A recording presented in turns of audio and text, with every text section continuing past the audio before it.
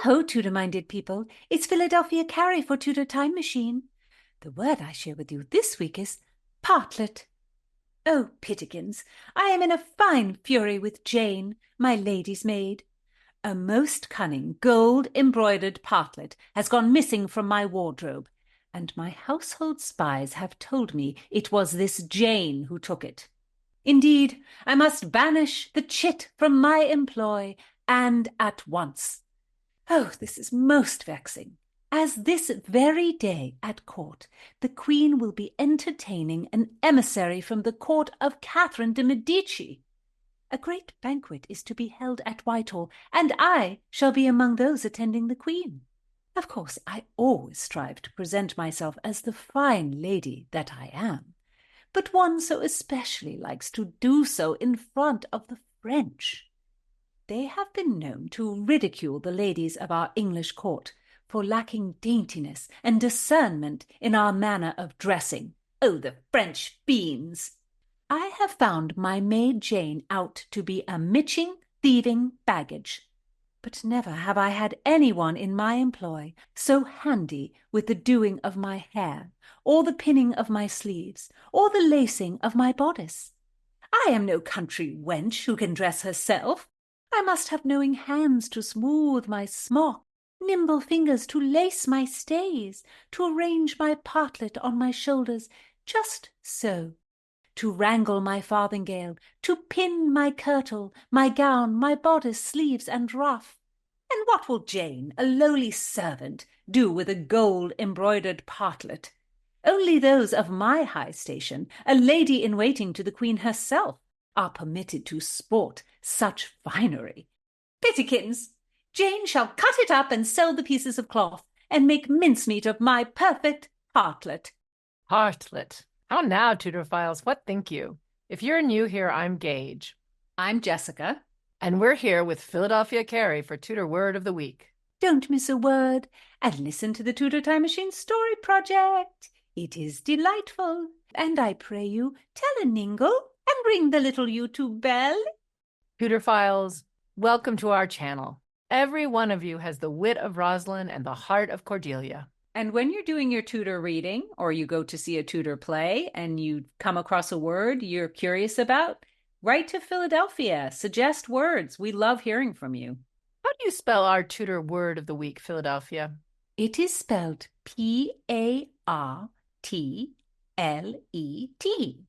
Partlet is kind of like what we now call a dicky.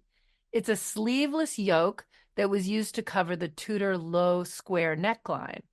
And it might be made of velvet and worn over the neck and shoulders, or made of a lighter and sometimes more sheer material and be worn under the bodice. Apparently wearing it over the bodice was more a mid-16th century look. So by Elizabeth's time, it was usually worn under the bodice, basically for some cover-up.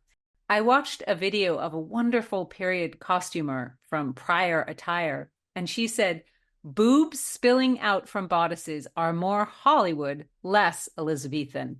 I think of the boobs falling out fashion as more Jacobean than Elizabethan, but in Hollywood, boobs fall out in all eras. That is true. All eras, all countries. But in 16th and 17th century English portraits, you can see that women are wearing these partlets. It's kind of fun. Now we've pointed it out to you, you'll notice it.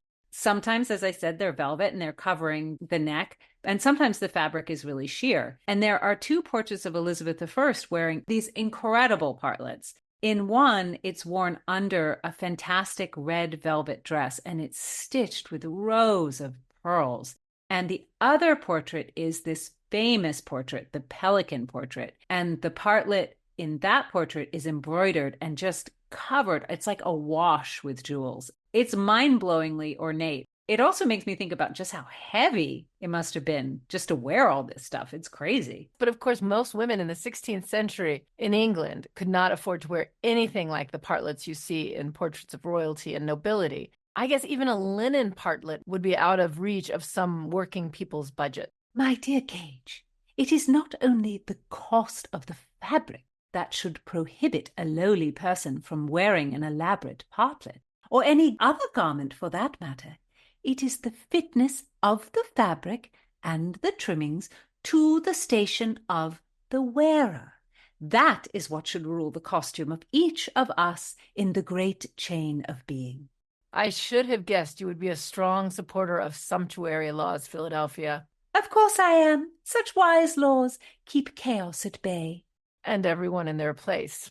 It is most important to keep royals looking like royals, nobles looking like nobles, gentle people looking like gentle people, and nobodies looking like nobodies. Then everyone knows who merits homage and who does not. Yikes. So the official definition is laws made for the purpose of restraining luxury or extravagance, particularly against inordinate expenditures for apparel, food, furniture, or shoes, etc. We are doing this for your own good. Unregulated, you would spend too much on looking above your station. This is very undemocratic. The Greeks were the first to pass such laws, my dear Gage. And do we not look to them as our forefathers of civilization? This is one such law, passed in the 7th century BC. A freeborn woman may not be accompanied by more than one female servant unless she is drunk.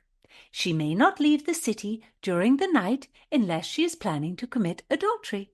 She may not wear gold jewelry or a garment with a purple border unless she is a courtesan, and a husband may not wear a gold-studded ring or a cloak of Milesian fashion unless he is bent upon prostitution or adultery.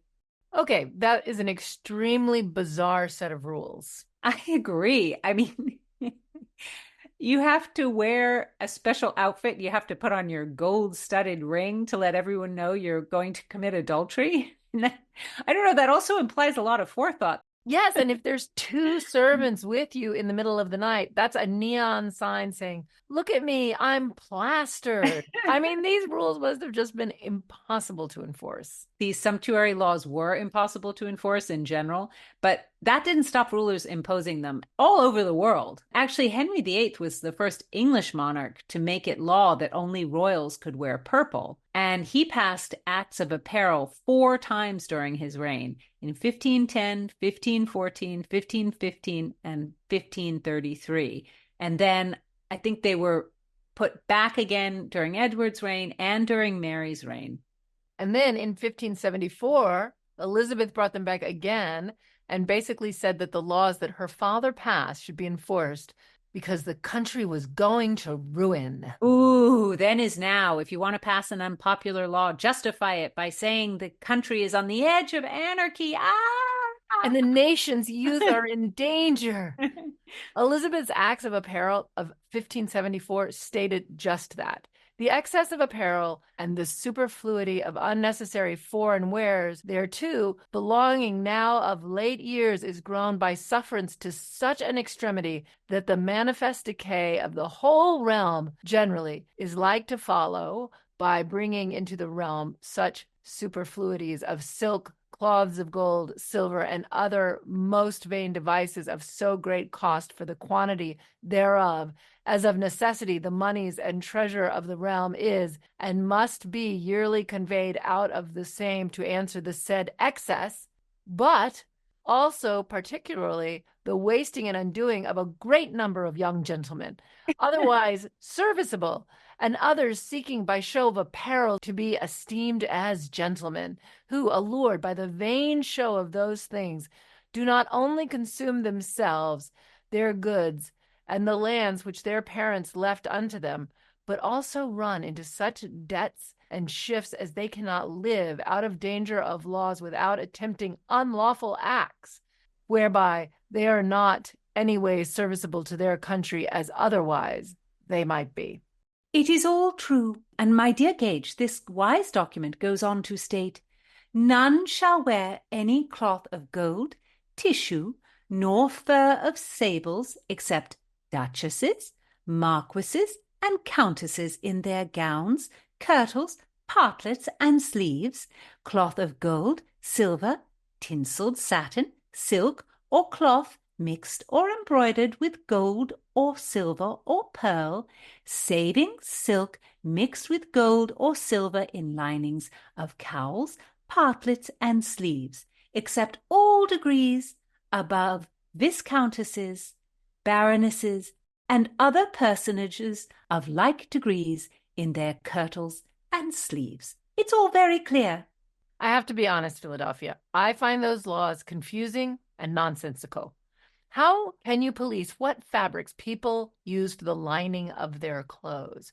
You would have to have an entire army of fashion police traipsing around the country. Show me your kirtle. They would have to examine everyone's outfits, and the rich ladies would have to hold their sleeves close so you wouldn't see the gold inside. I mean, it's so silly. If someone can afford to buy something nice, they should get to wear it. They should wear what they want. Who cares? Oh, what blasphemy you speak! I am quite right to have my partlet made of cloth of gold, for I am worthy of it, and that is right and good. Fini. So, give heed, Tudorphiles. Add some 16th century sauce to your vocabulary with partlet. But, my commoner friends, listen not to Gage. Make yours only of simple cloth, lest you fall afoul of Her Majesty's acts of apparel and bring the realm to ruin. Listen in next time. Don't miss a word. Subscribe on YouTube and give me a like.